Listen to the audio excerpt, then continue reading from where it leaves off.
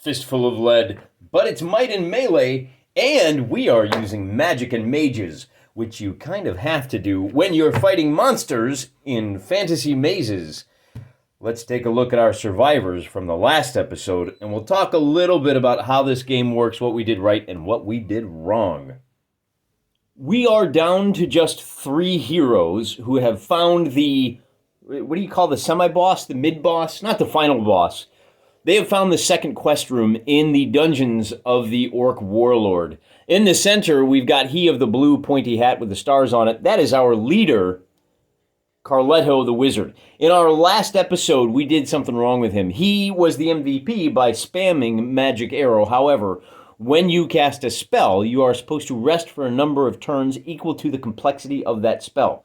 Magic Arrow is only a complexity level 1 spell. He can only cast that every other turn. All right, that helped us out a lot by forgetting to have him rest. On the other hand, he went down into this dungeon with a sergeant and 3 regular troops. We used a bog standard Fistful of Melee troop setting for these guys, right? We used these rules, and it worked fine. We had a good time. However, we were grossly underpowered. You really want to take 3 straight-up adventure class characters like Carletto. I think we would have done much better if we had a straight-up cleric and a straight-up ranger with us. As it is, we are left with Sister Healbot, who is just a healer, and we have a bowman who is just a bowman. So we're giving up a whole lot of special abilities as we go through these dungeons, and that kind of explains why that fight bogged down. The fight against the orcs was against a champion, meaning a sergeant, and 6 or 7 regular troops. So if you assume that we've got 3 regular troops to their regular troops and a sergeant to sergeant, we had 1 leader going up against 4 regular guys, which is a bit of a mismatch. Now, it's not that big of a mismatch because we were never in any real danger of losing that scenario. However, that's a big part of why we were only able to get through 1 combat, because we were so underpowered. Now, in this case, I still haven't told you what the enemy they are facing is. I don't have a wyvern, or wyvern if you prefer, in my collection. So I had to go to the deep archives, and I'm going to be proxying a basilisk. Get out of the way, you guys. I know this is not a well-painted figure. Give me a break. I was 16 when I painted this. This model is probably about 25 years old. It looks like one of the old Citadel figures. Oh, look at that. This, man, how's this for customer service? They tell you on the bottom, Grenadier, 19, is that 88? Yeah, so she's about 24 years old. Yep, there you go. So that's our wyvern for today. I know it looks like a basilisk, but it's not. The heroes have just busted into the wyvern's lair. Let's draw out some features, and we'll get started with the combat. Fortunately, I do have the stats for a wyvern. I'm not going to show you the whole book, but I did want to show you guys how we present a wyvern. Major nasty. The traits are, it's a flyer with heavy armor. He's got impervious, large, and poison. We know what flyer means. We know what heavy armor means. That's where you get a save every time you get poked. Impervious means you don't suffer any penalties on wounds, attacks, or recovery rolls. Large gives him 4 wounds, but he is at +1 when he's shot at. But when he hits you, he's going to be at +1 on melee because he's so big. And poisonous means when you take a wound from this guy, every turn after that, at the end of the turn, you have to make another wound roll. If he rolls a 1 on his attack roll, he's out of poison for the rest of the game. And that's all there is to it. We're going to go ahead and deal out our cards. I'll drop them down, and for this, I built a room. I can show you. Just kind of drew a nice little cavern for our wyvern, and it's about 6 inches by about 8 inches. And then there's 2 passages, one to the left, one to the right. I got 3 little stalactites are drawn in there just to give us a little bit of terrain, to give us some choices. And there's our cut deck. So our wyvern is going to have a queen of clubs, and our heroes are going to have king, jack, and a 7. So our king of hearts is going to go first. That will naturally be our wizard. And since we're at range, he's going to have to move, and we're going to move him over to here and keep him in cover behind that stalactite. And then we are going to spam once again. Well, are we going to do that? Let's take a look at his spell, see if we have some better options. What do you say? The other thing I did is I was giving him bonuses on the magic roll. It just says roll on the wound chart. Because he is smart, he gets a +1 on this roll, and because he cast using a heart card, he gets an additional +1. So, we're just going to roll the d12, and basically anything he rolls, 3. Anytime we roll for him, I need to look up and see what happens if you roll a 1, because if you fumble that magic roll, it could be bad. So, Kazat, he uses one action to zap this wyvern, and that means the wyvern has to roll on the wound chart. And because, again, he is a leader, we're going to roll the d12 to see what happens. And on a result of an 8, and that could prove to be pretty deadly, remember that if you roll on the wound chart, there is a chance you go out of action. The 6 to 8 applies the first wound, the first of 4, to our giant lizard. But it is now the giant lizard's turn to go, and he has a movement of 6 and is not going to waste any time. Oh, he's going to have to use both of his actions to charge into combat. He says, hey, yeah, I'm going to move up to you, and I'm taking on the big boy. So our wyvern charges into melee with Senior Wizard. Even better, for the big lizard, it does get to make, remember it's impervious, it's got heavy armor. And on a result of 2, the armor doesn't do any effect. So that wound trails along with it. We are now going to engage in a round of melee. And our wizard gets a 10 with his staff. The big boy gets a 7. The big boy is going to be at +2 for 9. And our wizard, I can't remember. What is the special ability that you get with a staff? We're going to treat that as a pole arm, which can attack, they give defensive weapons and give +1 if they're charged. Let's just say he can attack at +1, but it doesn't have a blade, so we're not going to give him that. That does mean that our wizard has won by a single point, and that means we have to roll on the wound chart, and we get another 8, which does another wound, maybe. We're going to roll for our big boy's armor check, and on a result of a 1, that is a failure, so 2 wounds. Man, this must be a baby wyvern, huh? And that is it. The next card that goes up is the Jack. We're going to pull our shooter over here. Oh, not only that, but because he won, our wizard can push him back. Our shooter is going to duck over here, use the +1 to the shoot roll, and make a shooty attack against the wyvern. And on a result of a 3, but remember he has Deadeye, so that becomes a total value of 5. It becomes a 6 because our wyvern is large. That is a hit. At close range, he only needs a 5 to hit. Beyond 9 inches, he needs an 8 up to hit. He hit. We got to do a wound check for our big boy. And we get a 1, which is, what is that, a shock? But that was on the wound check, which is nothing. A 1 is shaken. And if we pass, and on a 2, wow, he is just not doing anything, he becomes shocked. Remember, he's impervious, so he ignores the wound penalties, but he does now have a shock penalty on all of his stuff. And with the 7, our courageous frontline fighter, our sister Healbot, is going to use, and she's going to get the reroll on her attack, which she may need, because we're going to shift over. The wyvern is painted green, so we're going to roll a green d10 for him, and he gets a 7, and she gets a 1, but thank goodness she rolled a 7. She used the 7, because now she gets a reroll, and that kicks it up to a big 10 on that attack. The big guy gets a total value of 8. She is going to get a total value of 10, plus the sword is 11. Difference of 3, she is at +1 on the wound check, and she gets a 5 altogether, which delivers another point of shock.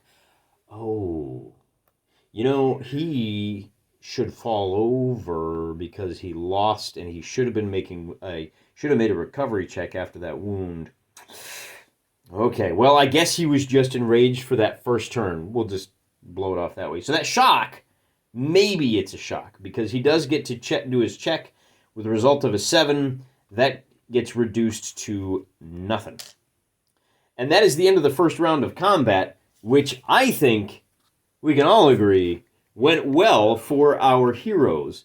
If they survive this fight, we will continue to explore. I guess I should have pointed out at the start of the game, of today's video, once you are done clearing a chamber and you've looked at treasure and all of that, you get to take call it a free turn to eliminate 1 wound. You basically reset your party to help avoid that TPK. You basically take, in what the modern day D&D people would call a short rest, but which normal people just call, a rest.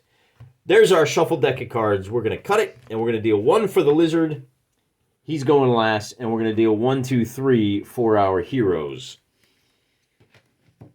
With the Queen of Diamonds, just everybody's going to go, right? So we get to pick which cards we're going to use. Our wizard now, remember, he can attack from 1 inch away. So the first thing I guess we'll do is attack with the Queen of Diamonds. There's no special abilities here. So once again, the red die will be for Sister Healbot is going first with her basic sword. And she gets a 3. And it gets she gets a 3 plus 1 for the sword. So she gets a total of 4. The lizard is laying down, so the 7 goes to 6. It's suffering from a point of shock. The 6 goes to 5. And is there anything else? Oh, it's large, so it does still get a +1 to its melee, goes back up to 6. He wins by 2, and he is going to be able to push her. Does he want to push her back? A figure that wins a melee makes an immediate recovery test. And on a 0, what is this fellow recovering from? Shock or wounds? And if successful, the model may stand. Oh, it's got to be wounded. So the model may stand, which saves him from having to make a recovery roll. But he doesn't actually recover. He's just now standing up, which will be important later. And he can shove her back a little ways, which will be important because, remember, he's 1 inch away from the wizard. We're going to have our wizard go next with the 4, and he's going to attack. But he's attacking at a distance with his staff. So even if he loses... Oh, I almost forgot. She lost the combat. And on a result of a 3, she's going to take a shaken marker. But she does have light armor and a shield. And on a result of a 6... I think she needs a 7 to succeed. To knock that shock down to a nothing. She has... In this... We're going to go to the book. I just want to make sure I get it right. Assembling our equipment, the effective armor. Light armor needs an 8, +1 for the shield. She needs a 7, so she does not recover, so she is shocked. And why that's important is that the wizard could get a +1 if she was still in contact. He does not get that +1. All he gets is a straight roll, although he's rolling a D12 to the wyvern's D... what do you call it? D10. And we get a result of an 8 versus a 9. So our wizard boy is going to be at 8, and he is going to be at 9, which means the wyvern has won by a single point, but I don't think the wyvern does any damage to him because he is at a distance. Remember, it's going to be -1 for the shock for this guy, but +1 because he's very large, and he is also in charge. The last thing we're going to do is roll a shoot check for the part. And I forgot, this guy does not get a +1. He actually rolls a D12 to see if he hits, and all he needs, because this guy is large, he needs a 4 on a D12. With a result of 11, he gets it, and for our wound check, we get an 8. We just can't get over the hump with that out of action.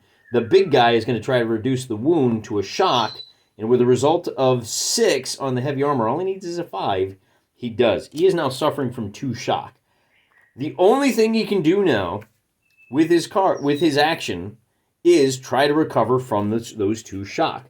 The good news for him, he gets to roll 2 dice and pick the best because he is going on a 2. And this is a 1, this is an 8, so he has rolled an 8 to recover from shock. And come to think of it, he should retreat 5 inches because he was shocked by that arrow fire, shouldn't he? He is not shaken, so these will go bye-bye, but I want to check. I think when you hit, just as I expected, move to the nearest cover, so when this beastie got shot, he immediately ducked back behind this, and that's going to be the end of the turn. He did recover from his shock markers, so he's not going to suffer any penalties. We need to reshuffle our cards. I've already done that. All I need to do is cut the deck, and off we go. Get a deal for our beast first. He's going to go first this time. Oh, maybe. We get a king, a 2, and a jack on this one. The spades, yeah, this is the first card for sure. Our beast can use his actions. Oh, he can't use those to recover from... he's going after the big guy. He's going to charge into combat. It's going to be a D10 versus a D8. The green die is going to be at a total of +2, and that's going to be it. We get a total of 10 for our monster, and a total of 6 for our wizard. And with the difference of 2, our wizard now has to make a check. And he rolls a 3 on the wound check, meaning he is merely shocked. Shocked and appalled. And our wyvern is going to stay... What is he going to do? You want to trade places there, guy? Yeah. He's going to trade places. So they are still in... Oh, they're in contact, though. Is that what you want to do there? Or do you push him back because you're just about to get jumped by a bunch of people? Yeah, let's do that instead. He's not dumb. He is going to push our wizard back this way. And the wizard fought last time. He did not fire a spell, so I think he's capable of firing another spell. So we're going to wait to the 2, so we get the reroll, which means our Healbot is going to try to recover from being shocked. And on a result of a 2, I think she just stays shocked. Still shaken. Oh, and -1 becomes a 1. Oh, my goodness. Oh, but she is within 6 inches of her leader, so she's at +1, but she's at -1 because of the shock, so it's total roll of 2, so she just spends her turn trying to suck it up. Then we got a +1 to our shoot roll, so our archer is going to fire, and he's got a... What are we at here? He moved and shot, and on the last turn, he reloaded and shot, so he's got to reload and shoot again, rolling on a d12. All he needs is a 4 to hit. He gets the 5.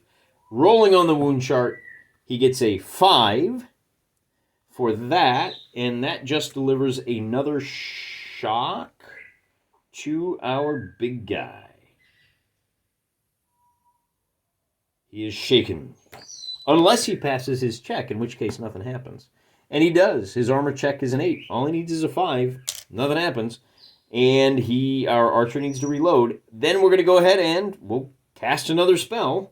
Might as well, right? With the... Oh, that was a +1 on the shoot roll as well. We are using the 2 of hearts, meaning we get to roll twice and pick the best. And the first one is a 12, which is all we need. So if we roll again, it's going to be 8. And that means we hit, and we're making a wound check on a d12 this time. And on a result of a 5, it's going to be a shock, unless our dragon rolls a 4, which is not so good. So he is shocked, and because of that shock, in melee missile fire, he's got to retreat back to here. And once again, we are done with the turn. Put our cards back in the deck, and everybody's in cover. I think everybody's pretty much where they want to be. And we will shuffle them up good. And as always, Jack for the bad guy, 10, 7, and 9. Well, that's great. Our bad guy has to try to recover. Rolling a d10 to see what happens. And on a 5, he is still in shock. So he will stay right where he is. Use both actions to try to remove the shock. Meaning, he gets a +1 to shoot rolls. That doesn't do any good.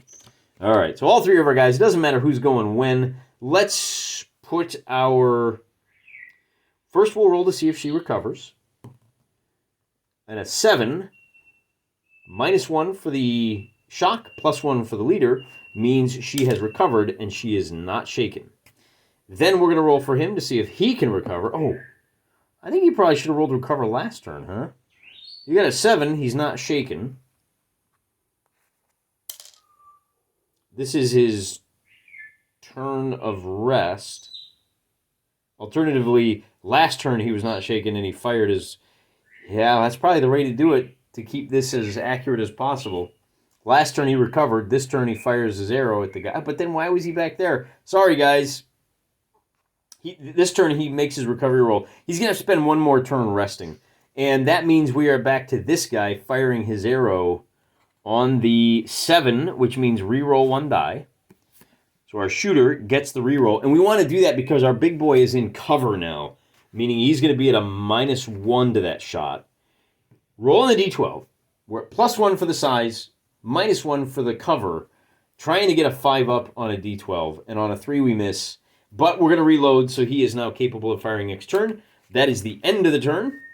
Going to do a quick and easy shuffle here, and boy, after a good start, it's not working out so good anymore. Then a 10, our big guy is going to try to recover, and on a 9, he is no longer shocked. You do still get 1 action, so we'll let him move up. And, let's figure out who he wants to attack this time. I'm going to roll a d6. And it's going to be a 1, 2, 3, 4, 5, 6. Just so we're not constantly bombing on our wizard. 3, 4. This time he says, hey, sweetheart, I'm coming at you. With the 10, it's going to be a simple roll-off to start. He gets a 9. Which goes up to a 10 and an 11, actually, because +1 for the size, +1 for the attack. She gets a 9, an 8, which goes up to 9. He wins by 2.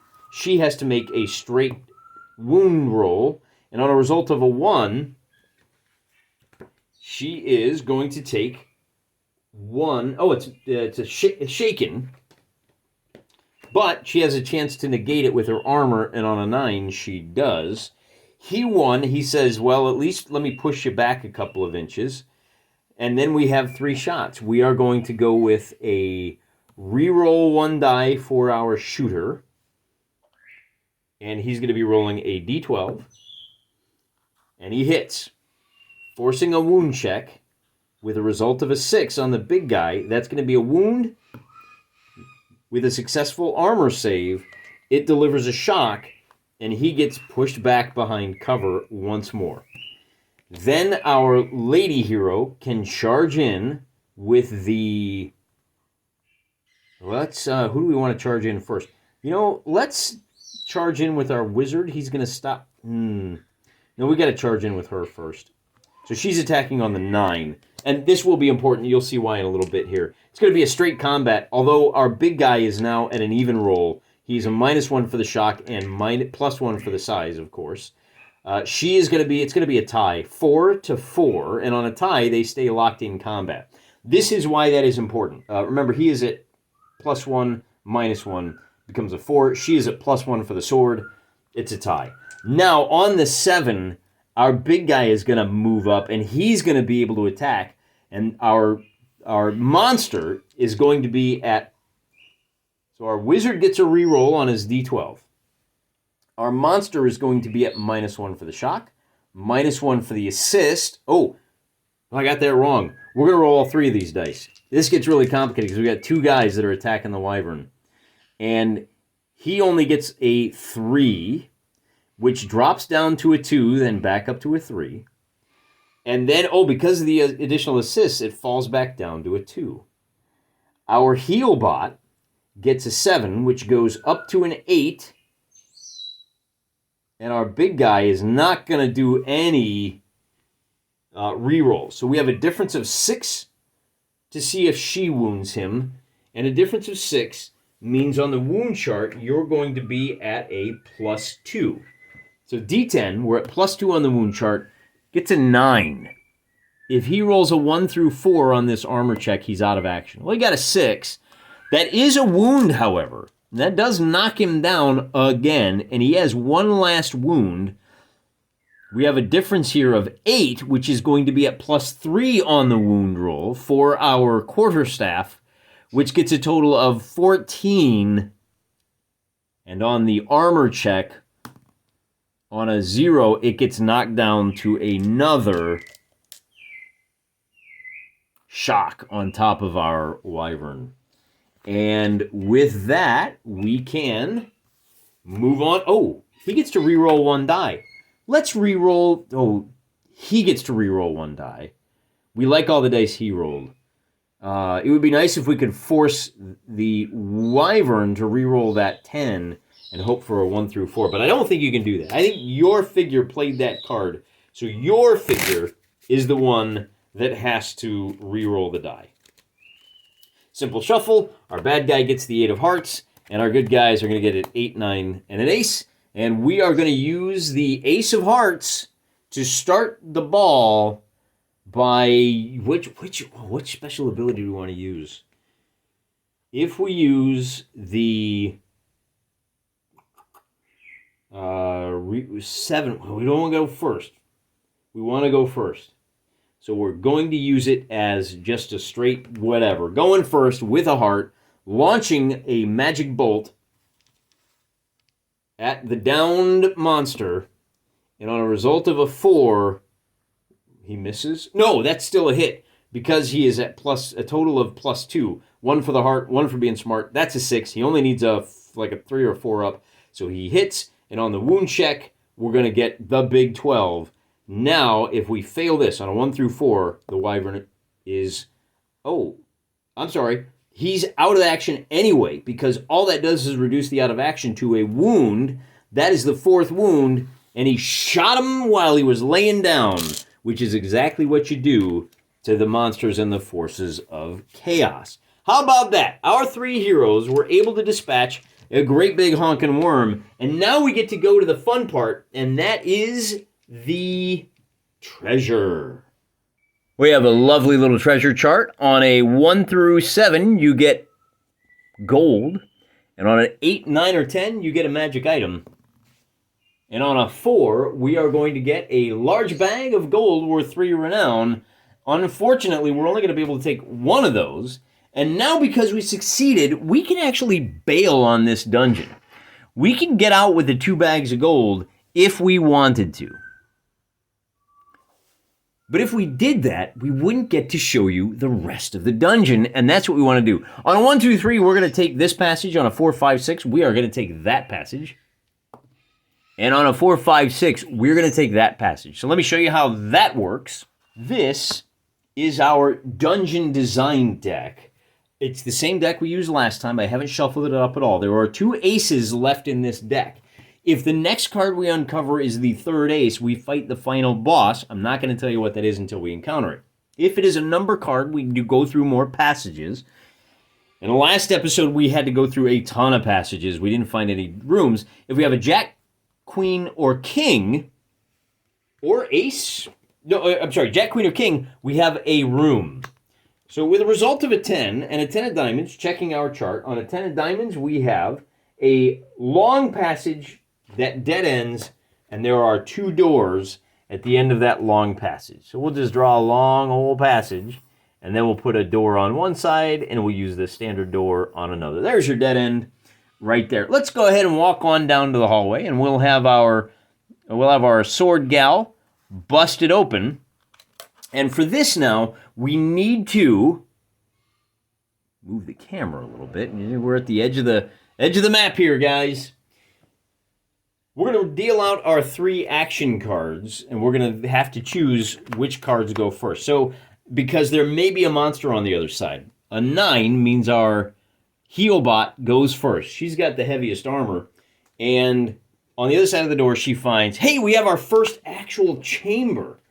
Oh, that's great. Jack of clubs means we have a small room with one door. They are empty, so we have our little orc chamber that's empty, and we're going to turn around, and we're going to see what's in this room, and we'll just use these. It doesn't matter. She's going to bust through the hall and bust through the door, and we'll see what the next card is. A Queen of Diamonds. There are 3 kinds of rooms. The rooms can be searched for treasure. I'm not going to search for that because I'm pretty much fully loaded with treasure as it is. On the Queen of Diamonds, we have a large lair room. A lair room is a abode of the creatures who call the dungeon home. Roll on the lair chart to find out what type and what's lurking there. All right. Oh, there's also one of the fun little mechanics in this is that if you blunder badly on a search check, you get a dungeon token. If you get enough dungeon tokens, then you have to start checking for wandering monsters, and then you can start encountering monsters in the halls. Again, had I been searching, we might have done that. We might have been more likely to encounter that, but I didn't, so we weren't. All right, lair rooms. We're going to roll a d10, and we've got a lovely little chart. I'm not going to show it to you for IP reasons. I want you guys to go out and buy this game because it's kind of fun. We have, on a result of a 3, we have a sergeant and a leader.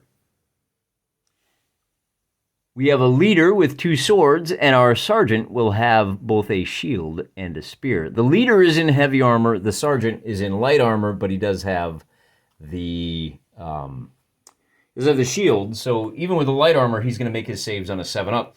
They're going to start right there. What we need to do, here's the cards for our heroes. And remember that our gal kicked in the door on a 9 of spades. So we have to figure out who's going to go when.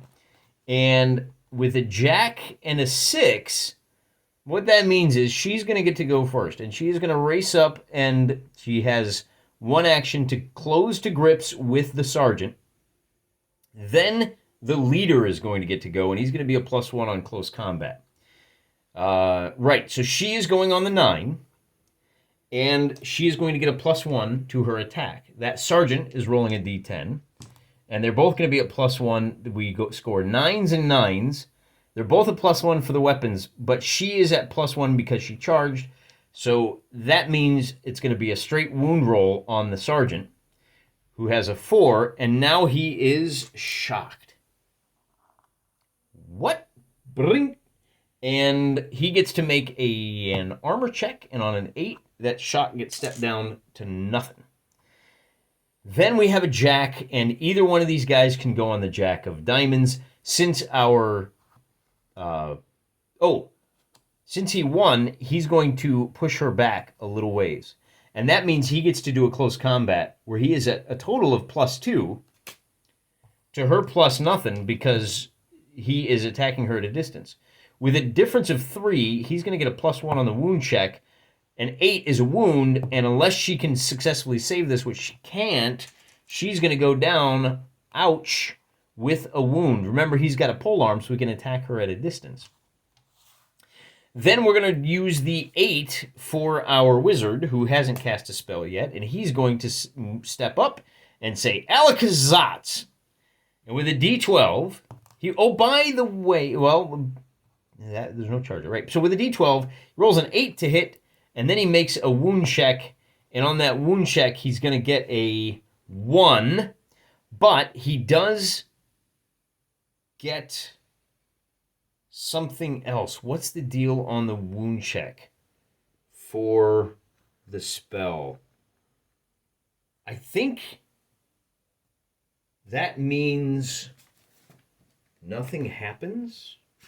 Oh, it's a wound check that the other guy is taking. So on a wound check, he is shaken.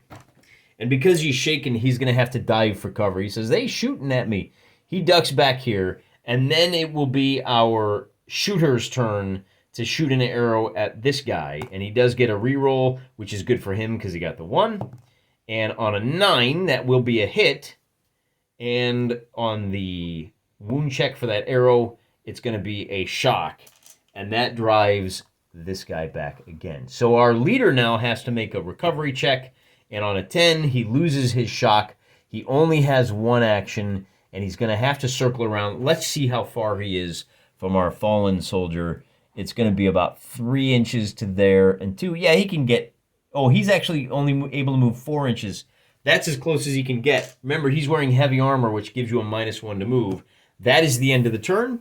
We need to shuffle up and roll, deal some more cards. And this time, we'll be dealing out 2 cards to the orcs to use as they see fit. But it should be pretty obvious from the cards who's going to do what. You know, if we get any recovery cards, that's going to go to the guy who is shocked to save him in action. So the first 2 cards are a 7 and a 2, and then we get a 6, a queen, and a 9. The queen of clubs doesn't give you any benefit to recovery, but we got to try and at least stand her up, or she's going to be in a bad way. So she rolls a 5, and because if that's the 5, because she is within shouting distance of the wizard, who can't cast his spell this turn, remember he has to rest, that becomes a total of 6, and with a wound result, she can at least stand up. I think she gets 1 action when she stands up, doesn't she? One of these days I need to sit down and just look at this recovery and just like completely dial it in. Must try to recover if they're down or prone. Is still wounded, but may stand up. Oh, except she has a -1 to that roll. So it becomes a 5. I forgot about that. It's a -1 because of the wound. Meaning she is still wounded. That's it. That's your turn. And then we have the 9 gets to go. And I guess we'll have our shooter take a shot at him. Rolling on a d12 against the leader. A 3. But he is at plus... Nope, that's it. So he misses and reloads. And then it will be the... Who gets to re-roll? We're going to try to recover our sergeant. A 2 is not good enough to recover, so he'll use the re-roll. And he is no longer shocked. He does get 1 action, so he will be able to move to here. He is close enough to attack the downed warrior. But he loses by...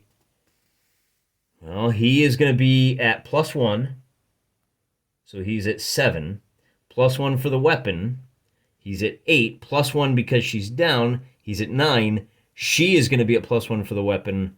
Which is 9 -1 because she's wounded. So that's going to be a total of 8. She loses by 1 and has to make a wound check. At +1, it's going to be a 9. She is wounded. Unless she makes an armor save, she is merely shocked, which hurts because she's going to have to recover from being shocked. Then, on the 6, we have a reload repair, but I think we need to bring our wizard in and fight the melee against this guy, who is going to be going next. And that means he can attack at a distance, which means we're rolling 2d12s. Now, I should point out, the leader here is a bloodthirsty brawler. He gets a re-roll. And he's rolling a d12 as well. So I'm going to break out a different colored d12. And our wizard will be rolling on the purple. So our wizard gets a result of a 9. And our orc gets a 3, but he gets the re-roll, and he gets a result of a 10. So he wins, which means nothing happens because... Let's see, bloodthirsty leader vet. Yeah, well, does he get a +1? Nothing happens either way. Either they tie or he loses by 1, but because there's the 1-inch gap, the leader can't do any damage to him. That's it for our wizard, and now our leader can charge into combat, and he's going to attack the wizard. This time, our orc is going to be at a total of +2. 1 for the weapon, 1 for the charge. And he gets to... and he's a brawler, so he gets to roll 3 dice. He gets a 2, he gets a 10, and he gets a 7. So the 10 becomes a 12, and our wizard is at an 11. He loses by 1. He takes a wound check, and on an 8... Oh, plus he's at +1 to the wound roll. On a 9, our leader is out of the fight. We pushed our luck too far. Sorry, Carletto. Carletto is down. Ladies and gentlemen, they got him. And that is, what's worse, that is the end of the turn. Do we think that our simple bowman can save? Boy, I tell you, I think that might prove to be the end of the exploration. I think they just pushed their luck a little too far, because I don't think a bowman and a badly injured healbot. So 2 cards and 2 cards.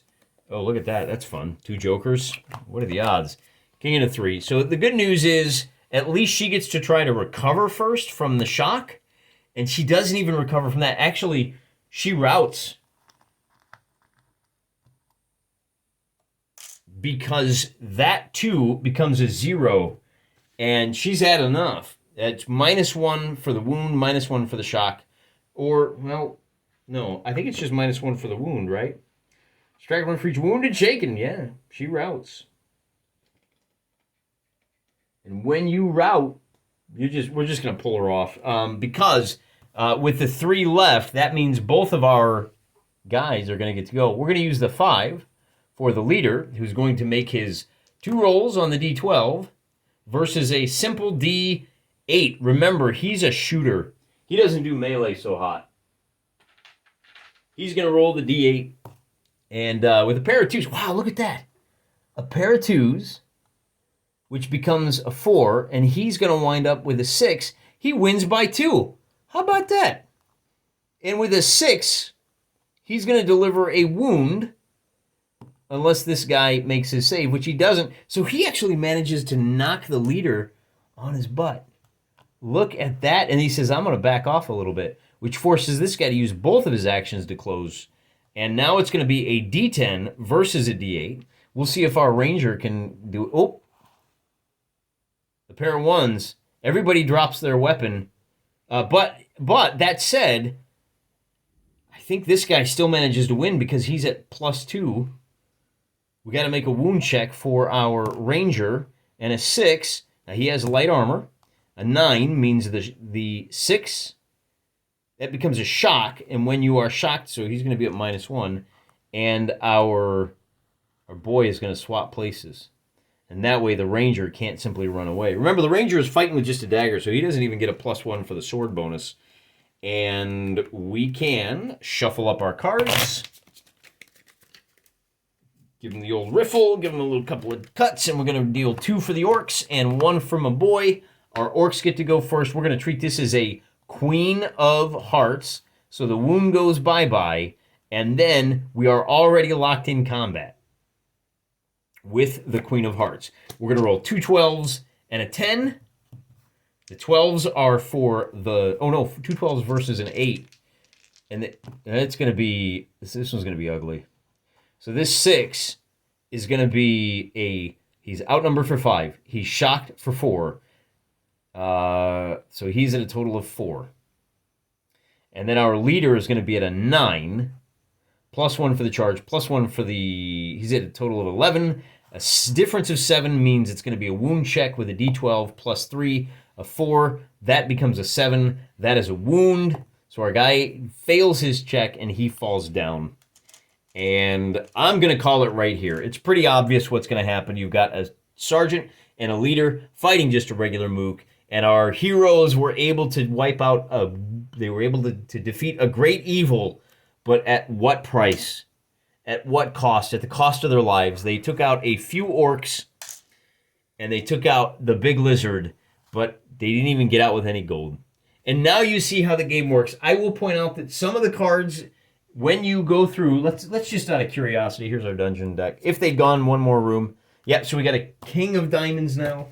And if we go take a look at the chart for the dungeon exploration, which I think is a very clever chart, the King of Diamonds is going to give you a large room with a couple of doors. There are hazard rooms, which give you a chance of running into... So we had a lair. There are hazard rooms which can have wandering monsters, or a statue, swarms, slimes. You can have mushrooms, right? At each action, a miniature can eat one, and then roll a d10. Either it's poisonous, or it heals you, or it gives you 3 activations per turn for the next 3 turns. Big fun. Let me also point out at this point, and I don't know how sloppy that edit's going to be. There is a full bestiary in here. Manual of Monsters. We're on page 27, and that takes you all the way down. Oh, look at that. There's even, you can tell it's not an Osprey book, can't you? There's an actual cheat sheet that's worth a darn. He gives you some tokens in there for chasms and pits. Additional monster traits. What did I say? 27 and 43. So you get like 26 pages of monsters. There's a couple of pages of magic treasure. And, very reminiscent of one of the greatest RPG books of all time. I'm, of course, referring to this masterpiece. This masterpiece right there. I had to go get it off the shelf. And to compare these two books is really to put this in a very positive light. Big fun. Really enjoyed this. I think this is a wonderful little solo RPG exercise. If you sit down and come up with your 1, 2, 3 quest rooms, you're going to have a lot of fun. We did not look at what the undead quest looks like that is included in Monsters and Mazes. But if you have a lot of skeletons, vampires, mummies, and whatnot, you can imagine, right? It's the Tomb of the Undead, so what do you expect? And you can always write your own, and it wouldn't surprise me to find additional dungeons, if not now, on wiley-games.com. There's a bunch of free downloads on there. In fact, there's even solo play download, which I really should do, because solo, baby. I don't know if you knew this or not, but we like solo games here in the House of Wargaming. And if you do, you could download it. Maybe give it a little play test. Maybe tell them what you think. Maybe you've got better ideas than Jay Wiley. I don't think I do. If I did, I'd be producing high-quality content like this. Instead of high-quality content like the stuff you're watching, hey, I'll see you next time, guys. Thanks for playing with me. I'm praying for you.